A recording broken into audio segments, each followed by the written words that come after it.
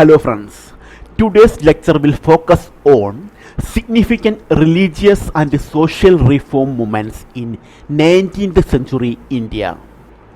We will start with the Ramakrishna Mission, which was established in 1897 by Swami Vivekananda in West Bengal.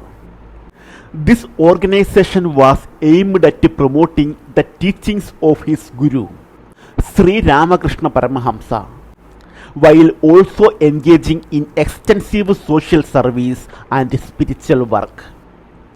Swami Vivekananda also established the first Vedanta Society in New York in 1894 to spread Indian philosophy to the West.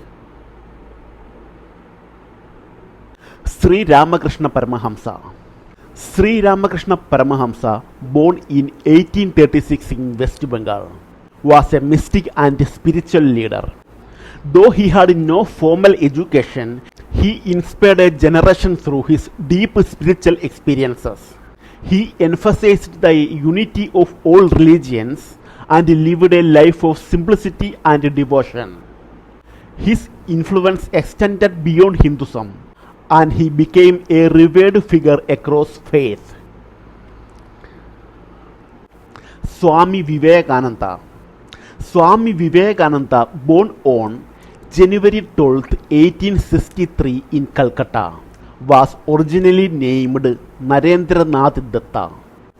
He was the most prominent disciple of Ramakrishna. Vivekananda played a vital role in reviving Hindu philosophy and spirituality in modern India and abroad.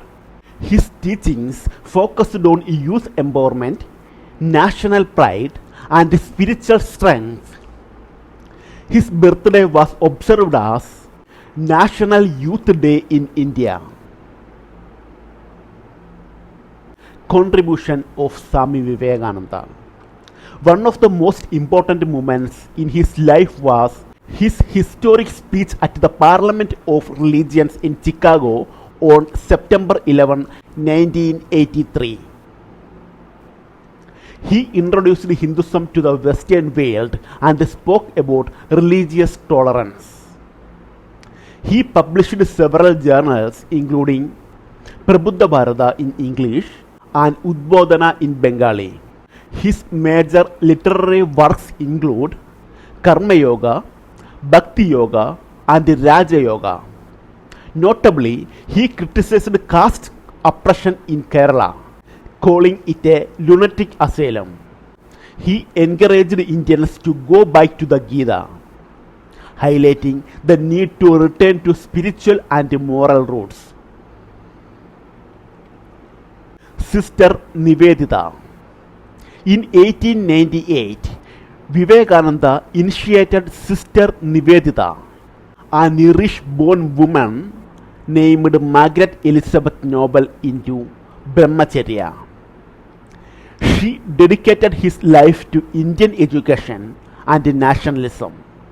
Nivedita worked tirelessly for the upliftment of Indian women and played a key role during Bengal partition movement. Theosophical Society. Moving on to another reform movement, the Theosophical Society, which was founded in 1875 in New York by Madame Blavatsky and Colonel H.S. Olcott. It promoted universal brotherhood, the study of comparative religion and spiritualism. In 1882, the society moved its headquarters to Adyar, near Madras. Annie Besant. Annie Besant became a major figure in the Theosophical Society after she came to India in 1893. She represented the society at the Parliament of Religions the same year. She started newspapers like Commonweal and New India, and in 1898 established the Central Hindu School in Varanasi. This school later evolved into Banaras Hindu University under Madan Mohan Malaviya in 1916. In 1917, she became the first woman president of the Indian National Congress. Annie Besant also co-founded the Home Rule League in 1916 with Balagangadhar Tilak, and Joseph Baptista served as its first president. Young Bengal Movement. Next, the Young Bengal Movement, founded by Henry Vivian DeRosia, an Anglo-Indian teacher at the Hindu University, Calcutta. His students, known as the DeRosians, challenged conservative traditions and emphasized rational thought and scientific inquiry. DeRosia also wrote the poem "To India, My Native Land." In 1828, he formed the Academic Association, and the movement's journal was titled Jnanaveshan. Satyashodak Samaj. Satyashodak Samaj, founded in 1873 by Jyotiba Phule. The Satyashodak Samaj challenged caste discrimination and Brahmanical supremacy. Phule was born in 1827 in Pune and belonged to the Mali caste, a marginalized group. He advocated for the rights of women and lower castes and laid the foundation for later Dalit movements in India. Deva Samaj.